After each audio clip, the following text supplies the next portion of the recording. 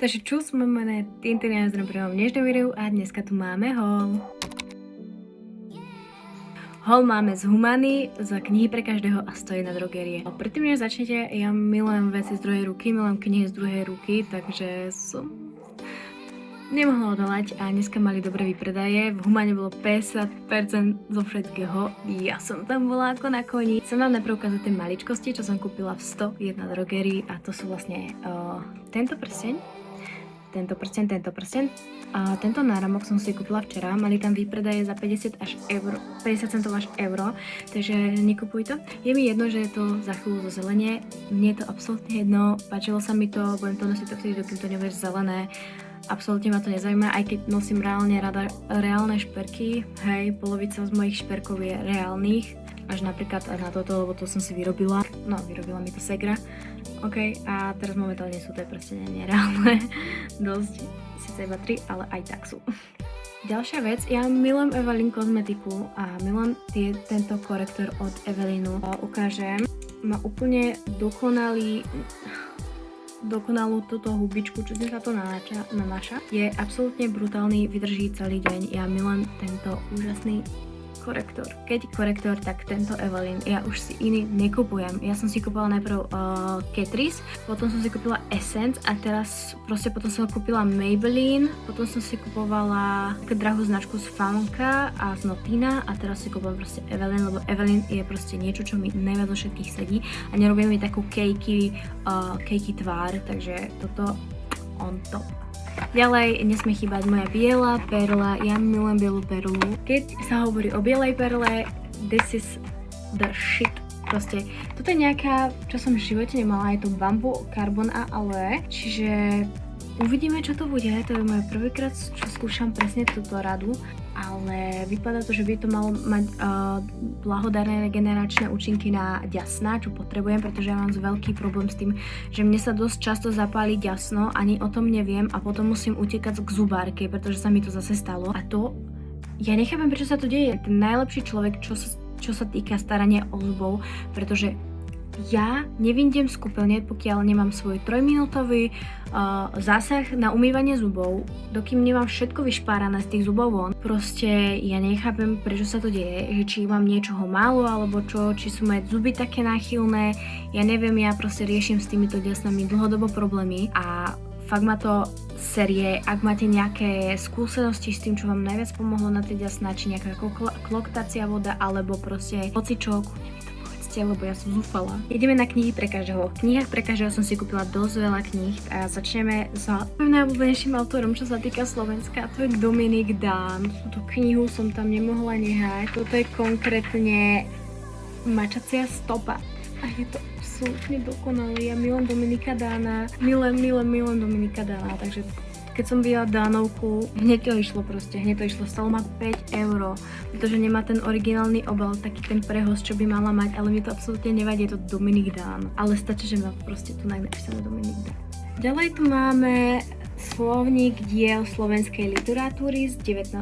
storočia. Ja milujem slovenskú literatúru, ja milujem literatúru všeobecne. Toto je proste taká moja...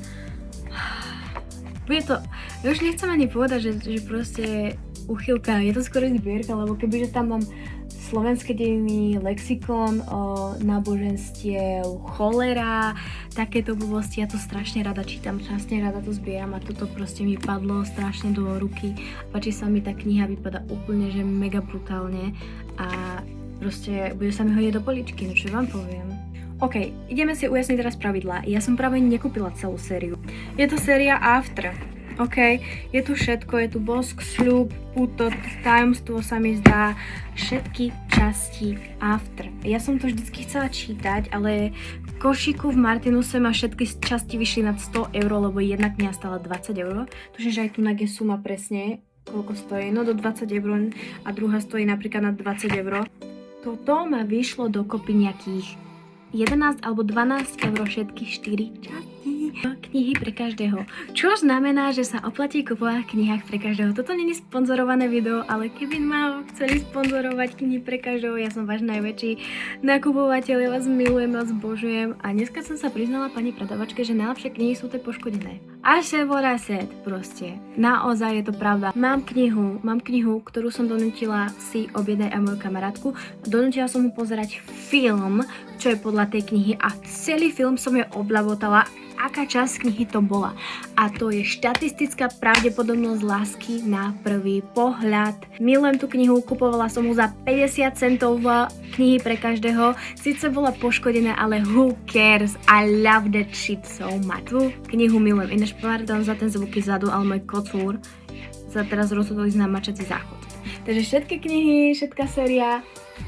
Mamu, ja som mala strašný book ban na kupovanie kníh, ale ja som sa proste rozhodla. I live once. Čo by som to nebola ja, keby som nešla do Humany, že? Začneme s vecami. Ja som si ich tam hlavne veci na spanie kúpila, pretože ja si to nebudem kupovať za plnú cenu v New Yorku. Toto ma stalo konkrétne na cenovke, je to za 2,50, keďže bola 50% zľava, tak je to za polovicu. Nech sa mi to teraz rátať, ale je to proste úplne, že mega brutál.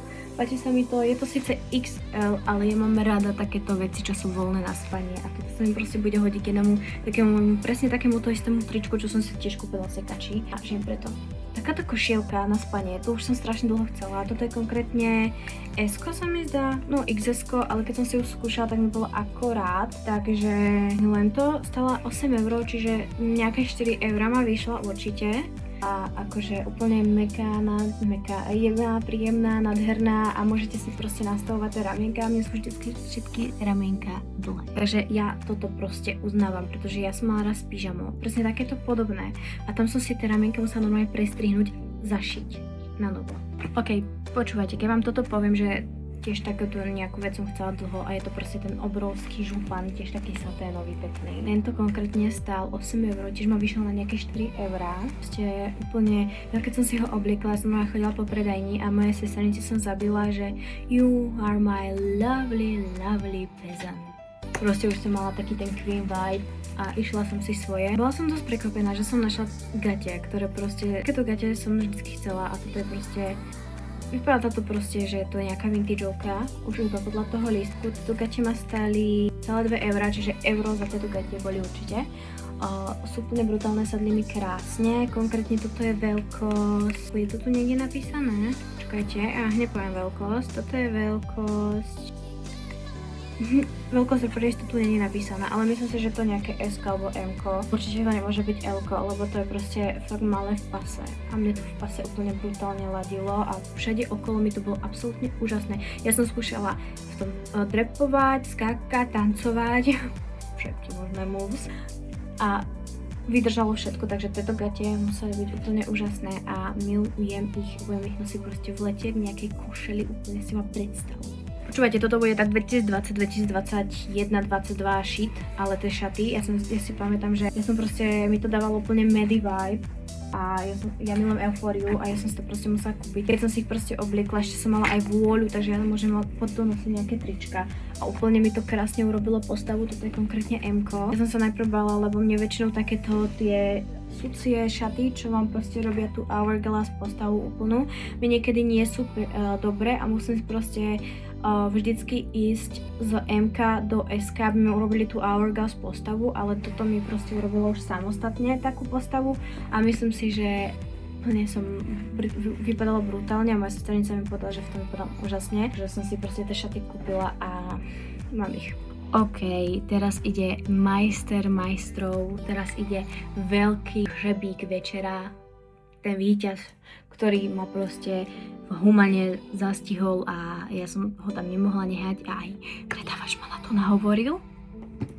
Michael Kors kabelka. OK, je mi jedno, že či je pravá alebo nie, ale je absolútne dokonalá. Akože je možnosť ho dať niekomu hej, na toto, ale všade má Michael Kors, takže si myslím si, že proste niekomu sa už proste nepáčila a mu drbol tam, lebo proste tu je niekde odrená, ofixkovaná, ale who cares, akože ja ho aj tak budem nosiť proste takto a nikto sa mi nebude pozerať na zad kabelky. Pre niekoho strata, pre mňa akože nález a proste takúto kabelku som si pozerala na About You alebo kde proste na takejto a dala som si ju na wishlist, lebo ja nikdy neobjednávam z takýchto stránok, ok? Ja proste iba na wishliste a keby náhodou bola na Vintage alebo hoci kde, tak ja si to proste kúpim a objednám. No takže mám novú kabelku, ako keby, že ich nemám dosť, ale už mám jednu Michael Kors, mám Michael Kors kabelku jednu a tu osobne milujem, ako rada ho nosím, je to úplne taká vintageovka a nevyrábala sa moc na svete a ja som mu proste mala, som mu v Aukre alebo kde som mu proste strelila za fakt dobrú facku. Ale čo sa týka oblečenia, tak najlepšie veci sú vintageovky a tie vám vydržia najdlhšie. Proste povedzme si to úprimne. Ok, a ideme na záložky, pretože kto nevie, tak knihy pre každého dostanete vždycky zadarmo záložky.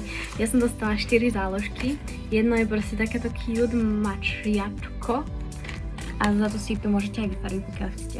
Večer, ja mám mám proste sériu, zbierku kníh Večera a toto aj to Ciri, neviem, Ciri dozadu a proste Geralt vpredu. Let's go, baby. A ja mám ináč tu aj náhrdelník večerovský. I am the biggest fan, mám všetky hry.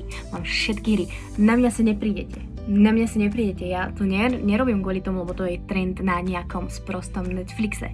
Ja to robím kvôli tomu, lebo tie hry som hrala ešte skôr ako vyšiel ten seriál. Potom tu máme toto krásne, to zase môže vyfarbiť, ale je to úplne brutálne, to mi pripomína proste, ja neviem, nejakú peknú... Kebyže má rúžové vlasy, tak je to strašne, že Jack a Evelyn vibe úplne kokos, kebyže to má rúžové vlasy, let's go. A potom nejaký milý tučniačik. Týchto mám tuším, že 5 už. A to nevadí, ja si to dám aj tak do knižok. OK. Tak a tu by bolo pre dnešné video všetko. Taký krátky haul, ale mňa to veľmi bavilo, pretože ja som si to užila. Martinuse majú najlepšiu maču. OK, ja som není moc úplne fanúšik mači, ale kebyže chcete maču, Martinus vám to istí. Myslím, že s tým by som sa s vami chcela rozlučiť. Ja sa s vami lučím, užívajte života, vaša Tintin. Bye!